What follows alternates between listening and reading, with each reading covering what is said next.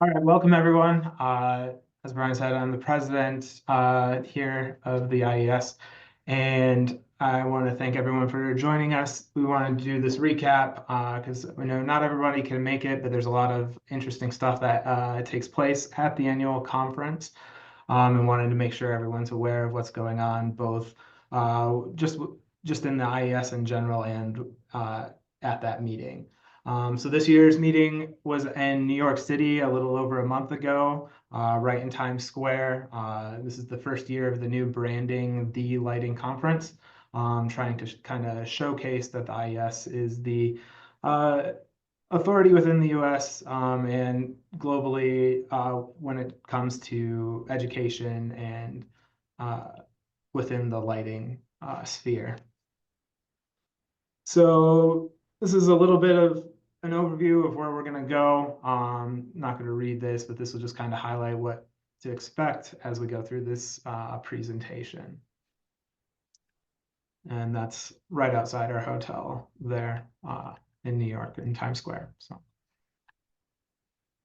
new this year was a fun little walking tour event that we put on.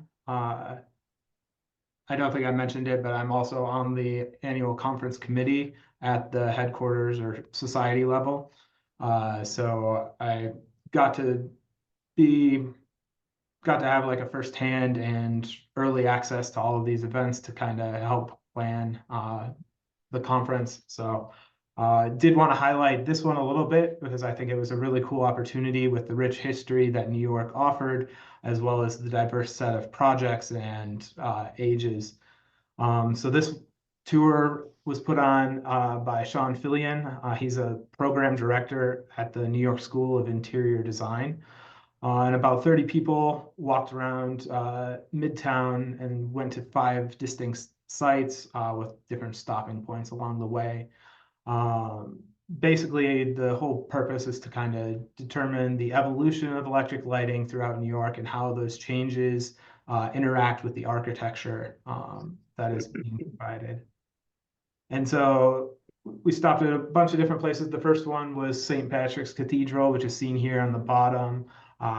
When it was originally constructed in 1858, so it has seen a lot of different lighting types, from candelabras when it was first built to gas lanterns in the 1900s, and then renovated with LEDs recently in 2015. So next stop right across the street is Rockefeller Center, Rockefeller Plaza, which was built in the 1930s. And you can see some of the different aspects and different modes of lighting. Both of these have been recently renovated in their lobbies. The Atlas Center here in the center having a much more moody reception area versus the lighter in 30 Rock. But you can see some of the original light fixtures that have been retrofitted, highlighting the sconces. Those were originally built with fluorescent, and they've been updating that plaza recently. It also took us to the concourse level of 30 Rock, which is seen here on the left. This is currently just finished its renovation using the Art Deco style with modern technologies. And this was one of the Merit Award recipients this year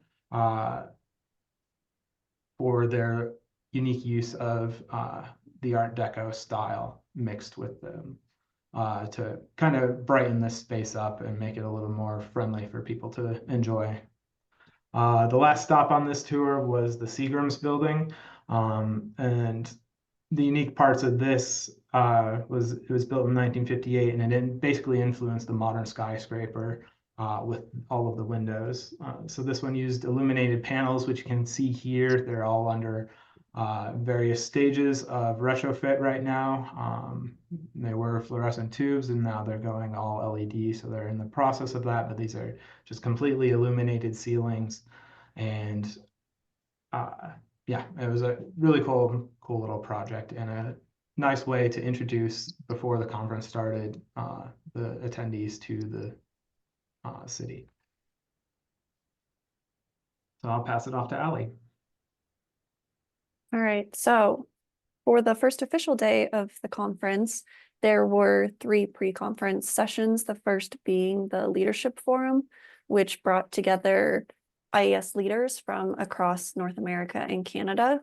Chris and I attended as the Denver section leaders. This session focused on time management, team building, project management, communication, and leadership skills. During this, we heard from Colleen Harper, who is the current IES Executive Director, and Billy Tubb, who is the current IES Executive President, about changes they are making within the society. And we'll talk more about that later in the presentation, but it was super interesting to see and hear about what they're doing. We also looked at various education initiatives and discussed how to better serve the lighting community, and it included making it easier to offer continuing education credits and AIA certified talks. There are currently 70 committees within the IES dedicated to education that are open to everyone to join. They're working on 5 new standards right now, monthly webinars, looking at how to increase membership, and working on the Fundamentals of Lighting course, which is offered every year for each section. We also gave a little overview of the society structure. Denver specifically is within the West region in District 5, which is led by the West Regional Director, Jeremy Maxey, who's from Anchorage. And then we have Jim Levy, who is our district chair, and Miranda Bergman, who's our district vice chair. She is from the Denver section, which is cool to see. She will be moving up to the district chair starting in January, and Jim will be moving up to our regional director. During the session, we also talked and participated in roundtables to find out how to better create events and get year-long engagement throughout our section. These events included the annual golf tournament, Lighten Up, which is a custom luminaire competition, the scavenger hunt, which Denver introduced last year, and again, the Fundamentals of Lighting course.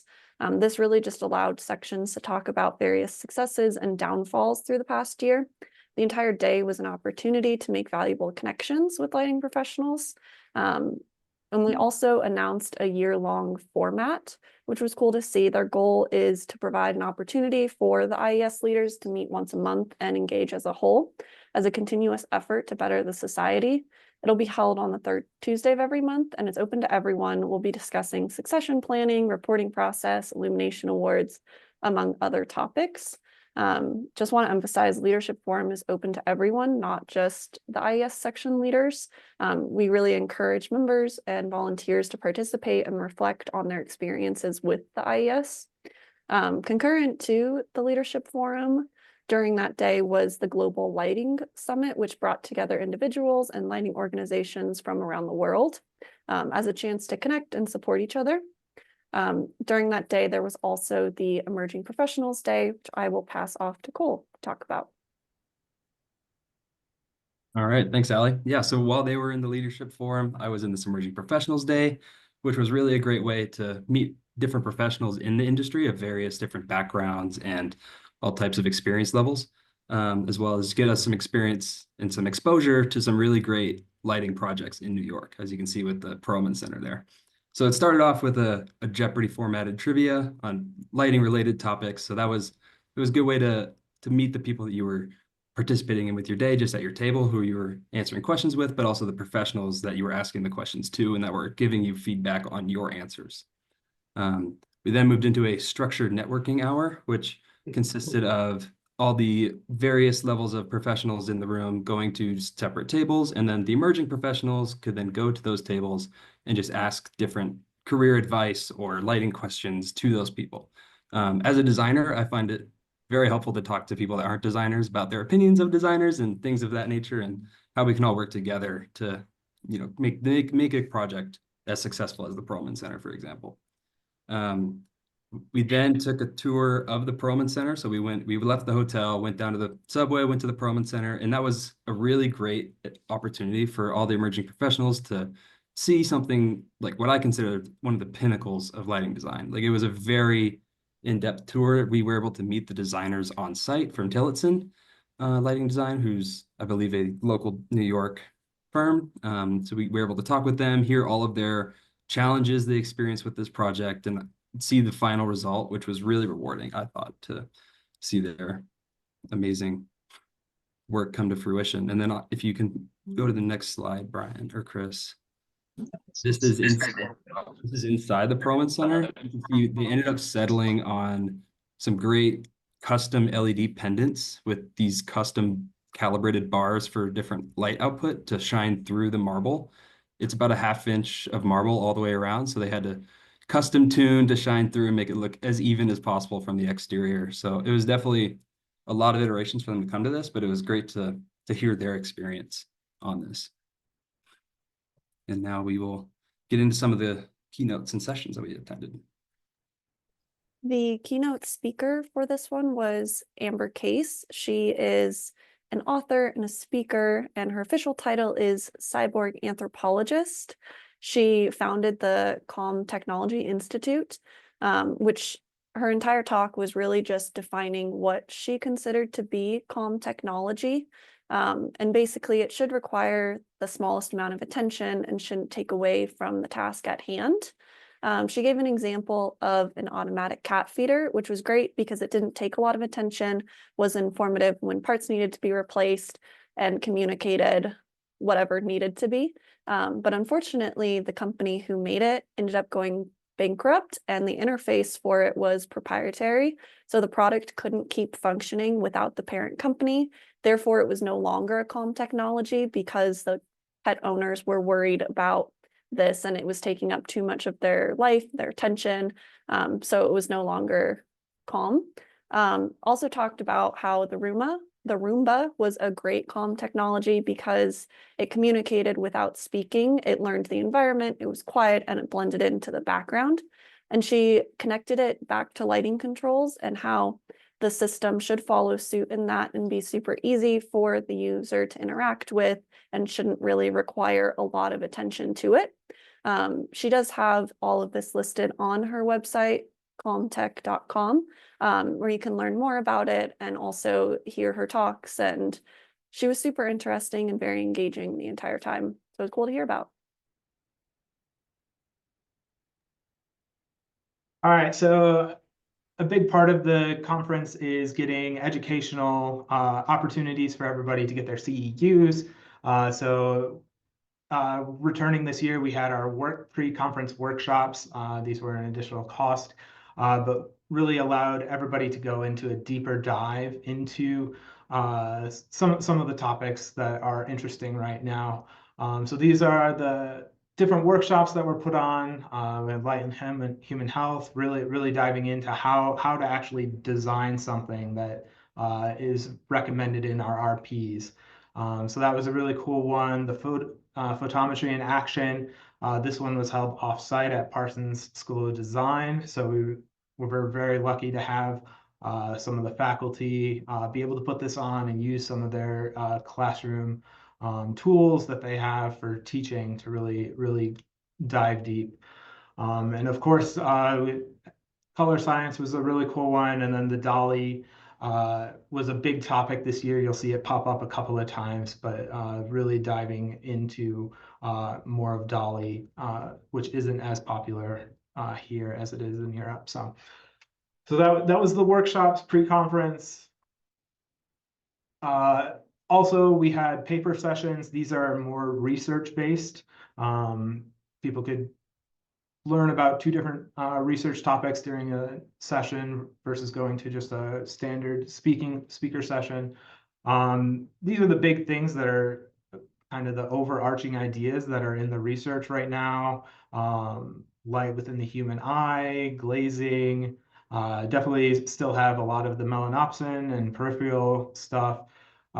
And a lot of it, there were probably 4 topics on life-centric or like how to improve the quality of human health and interacting. So it's not just it's truly interacting with humans versus just being there lighting our spaces. So those are the big topics, which will, I'm sure, be filtered through once they get past the research phases into some more RPs and just for the society to incorporate to make better lighting choices. So we'll jump into our regular sessions here. All right, so I'll talk about the one on the left here, the blinded by the light. This was focused on street lighting's impact on crime and whether there's a correlation with more light equals less crime.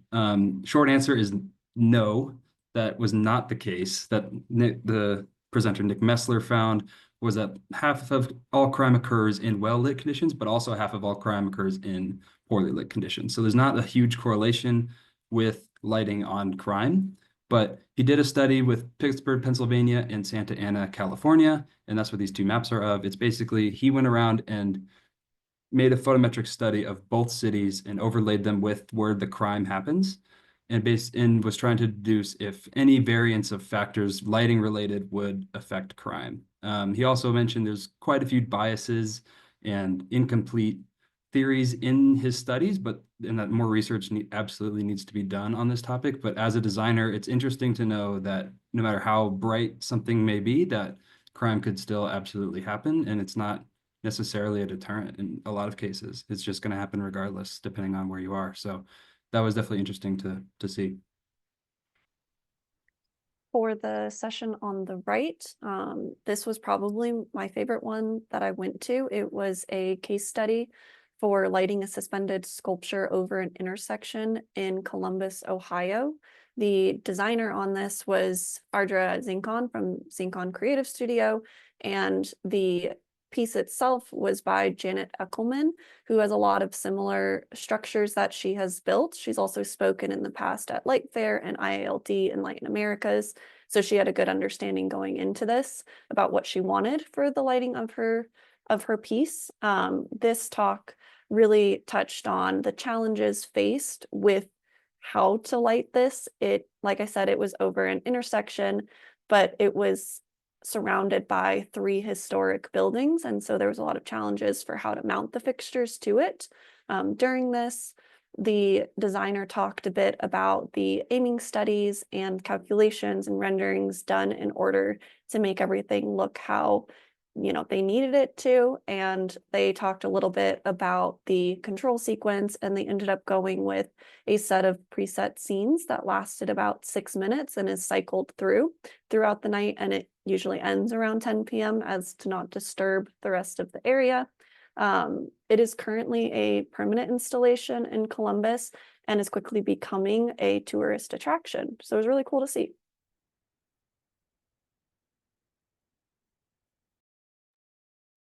One of the next sessions that I attended, which was actually my favorite of the conference, was this Revit and ChatGPT Dynamo related session.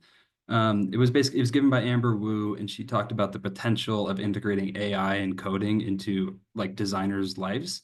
And as a designer, it definitely spoke home to me. So on the left, the top left image there is just a basic rendering that you can get from Revit, which most designers use, and then you can spit it into a Veris plugin, which is a plugin to Revit that uses AI to enhance the image. And then you can play around with adding light in certain areas. And there's also support to export these images to Bluebeam and do markups on Bluebeam that the AI can then interpret in certain ways. And that can help, not just the designer visualize a space, but also communicate that to clients and use AI in that way. And similarly, using what they call Dynamo, which is another Revit plugin, you can use what they call structured coding and spatial coding to kind of automate some more tedious tasks that designers will experience. So that was definitely a highlight for me because I could see it benefiting my own professional life, but it was a very interesting talk by Amber.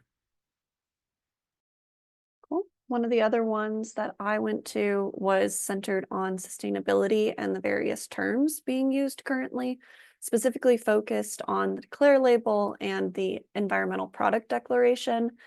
They said that Declare is more so focused on human health and potential health hazards, while EPD is more focused on environmental impacts and life cycle. It seemed the conclusion was that EPDs are typically a bit more complex, cover a larger scope, and are more standardized because of the methods in which they follow. And they also shared a tumble chart that Clanton uses to help guide someone through specifying a sustainable fixture on a project. It goes through and asks questions about if a project carries a certification, if a manufacturer has sustainability goals, if the manufacturer is local, and how many fixture types will be used on the project.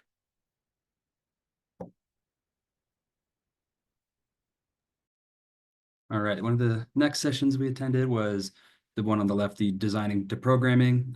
It talked a lot about lighting controls, but more specifically wireless lighting controls and how we can integrate that into more projects and kind of the pros and cons of them.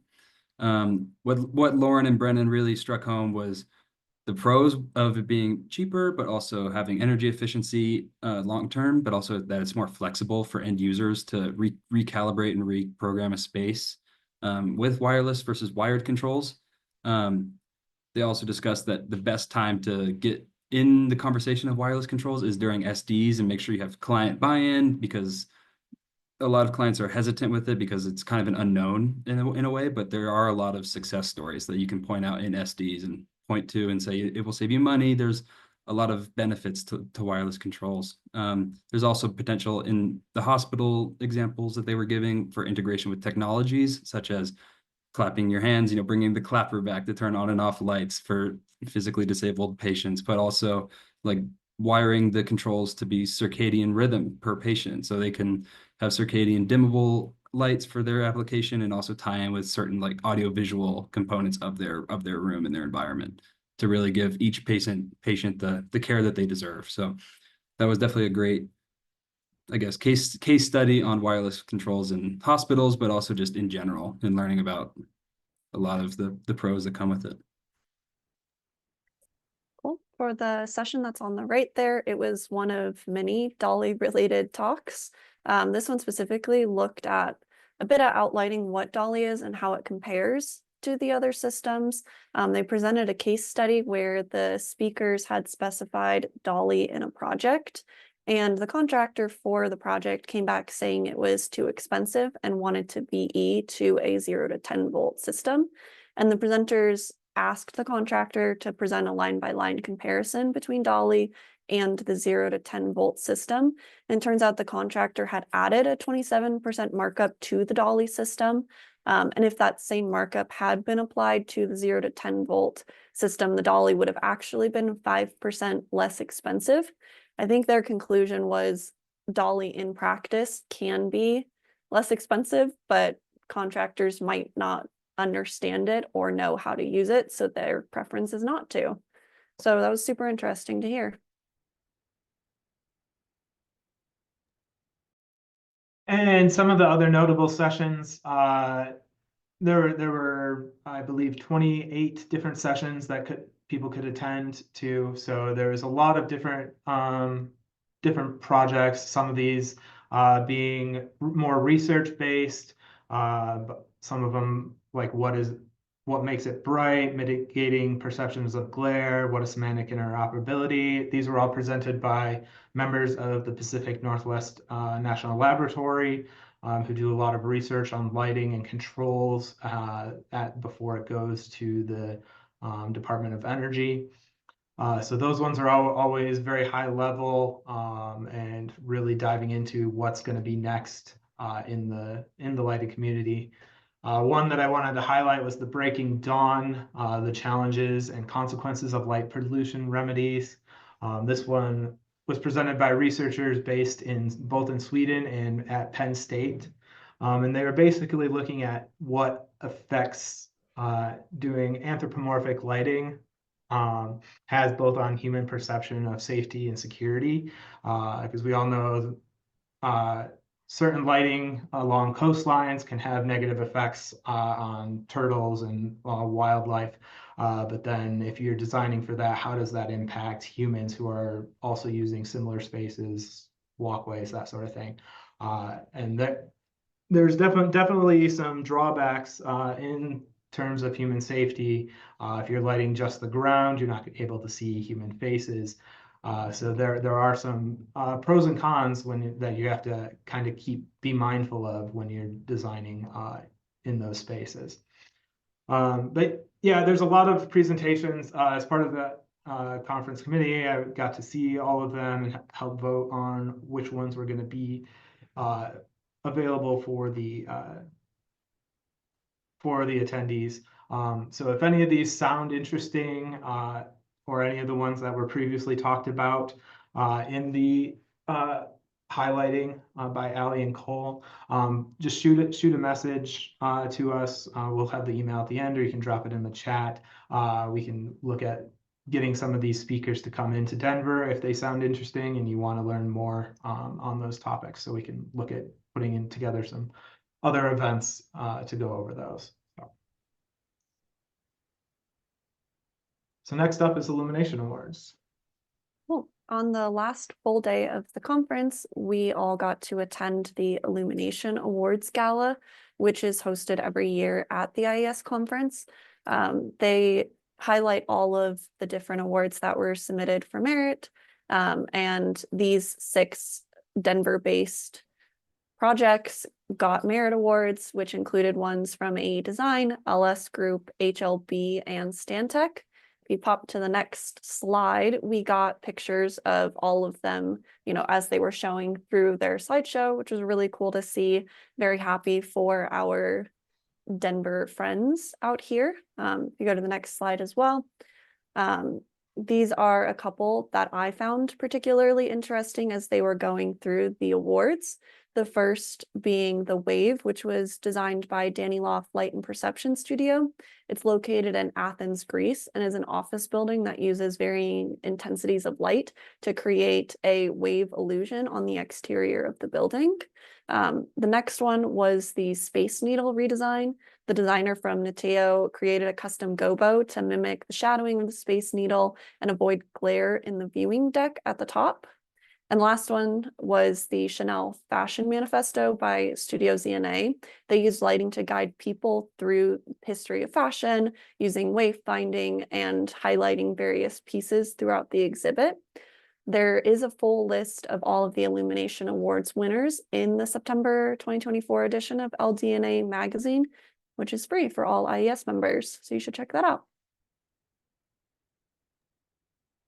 And so a couple of audience participation ones. This is a new thing that's going to be rolling out. It's in the beta. It's still under development, but it's based on something that we produced for the annual conference.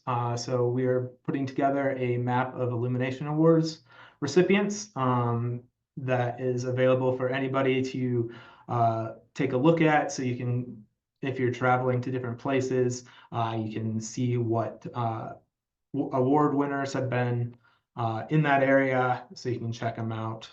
So it's going to be a really cool tool to have all of those highlighted in one spot.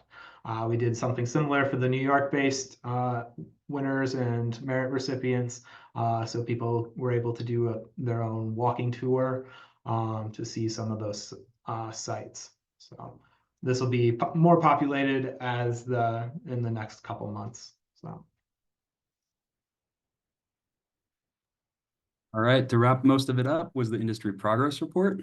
During this, we ran through a list of about 91 lighting innovations that had won awards throughout the year. This list should be published in the November 2024 issue of the LDNA magazine, but also if you scan the QR code, you can check out the full progress report, which will have that list of innovations as well. They then mentioned that they were going to be looking for innovations going forward and that they want to really spark this and make it something that they bring to all the communities of the IES to bring that together. They also mixed in some pop culture references in the presentation, which allowed some laughs, but also had a Hot Ones segment, which was definitely interesting to see. And they had the IES president, Colleen Harper, speaking in it, and she basically just gave a recap of the IES of this year and what they're doing moving forward.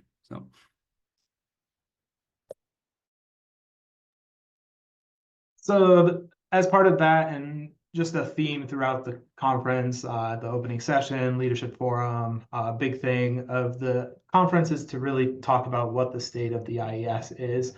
And so Colleen took over 2.5, 3 years ago at this point, and really has been instrumental in getting the IES back on track after COVID. As many people may know, COVID really hurt the industry in terms of attendance at events, Light Fair being one of them, which was our big revenue source prior to the pandemic. So it's been an uphill battle trying to get us back into a good financial state. But the big theme overall for this was that the IES is on that upward trend. We're getting closer with some of the unique things that they've been implementing at the headquarters level.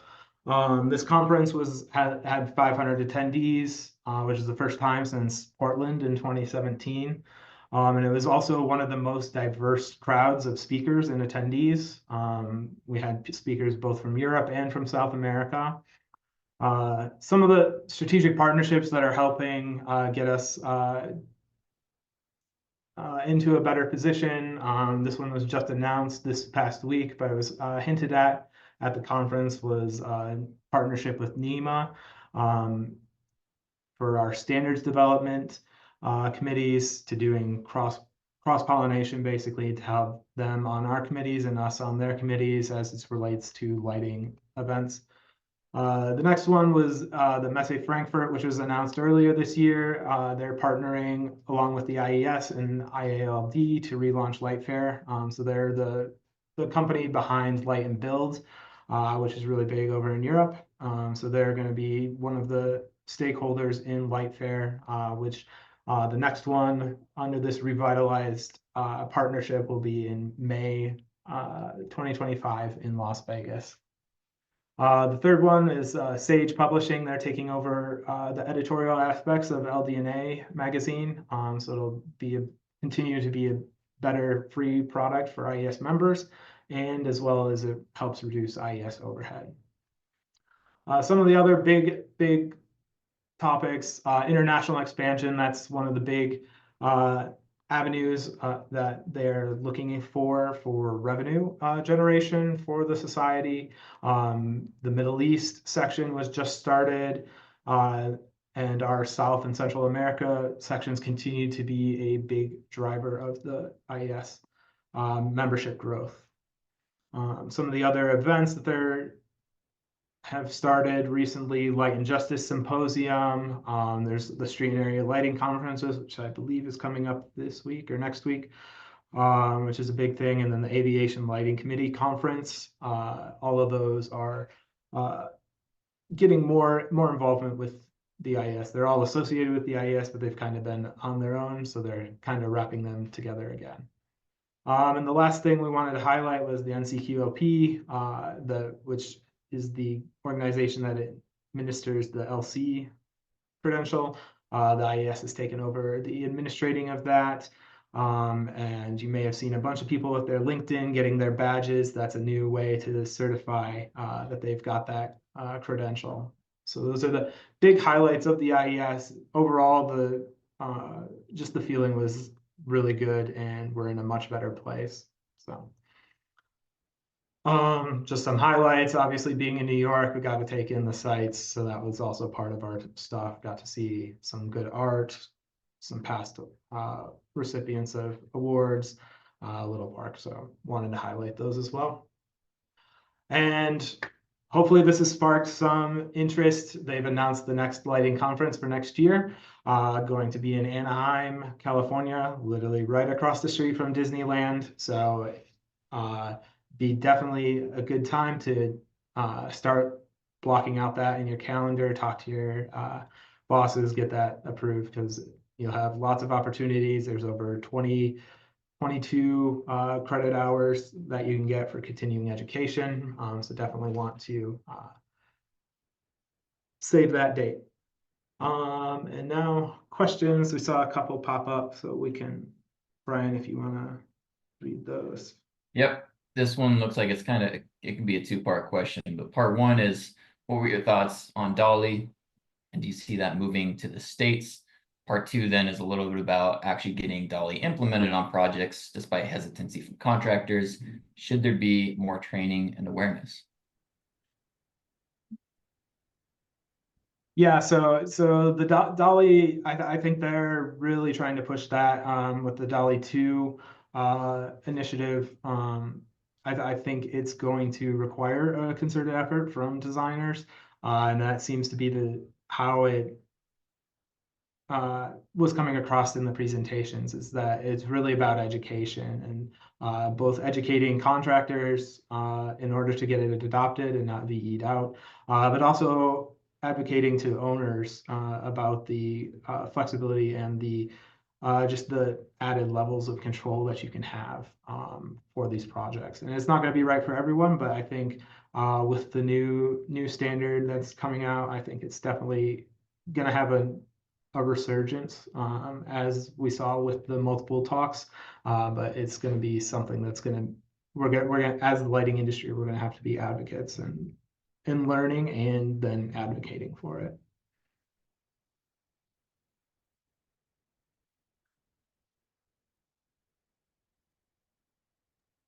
Thanks, Chris. I don't see any other questions unless anything comes through in the next few seconds. I think we can wrap up. Feel free to shoot out an email if you do have any follow-up questions. Otherwise, as I mentioned at the beginning, this presentation has been recorded and will be uploaded to the IES RMS website. Chris, did you want to cover these? Yeah, so I just wanted to highlight a couple of upcoming events that we've got at the IES Denver section. You can find all of these later this week at iesrms.org/upcoming events. The first one is our EP and professional happy hour at Bezel Bar. This one, Bezel Bar is an Illumination Awards Award of Merit recipient, designed by one of our local lighting design teams. They'll be doing a short presentation on that, and then ability to network with the EPs. It's open to all, so definitely check that out. That'll be live this week. And then November 7th, we will be holding the Lighten Up Luminaire competition. Again, open to all. It was a really great time. The last time Denver was the last winner of the national competition. I've got the trophy sitting on my desk right now, so hopefully we can get that repeat. So definitely bring your creativity and join us that evening. That's definitely a great opportunity to bring some of the new people in your office to get them to be able to build their own light fixture. And then finally, we just announced this, but we're doing our combined event with our CU Boulder student chapter. And we're going to be having Reinhardt Schwart speak on the philosophy of lighting. So that's a great time to mingle with the students who are in the lighting program there at CU and give them some time to interact with professionals in the industry. So these will all be in your email. So sure to check those out. Share those registration links as they come in with your coworkers, friends, and we look forward to seeing you at one of our upcoming events. And yeah, thank you for joining us.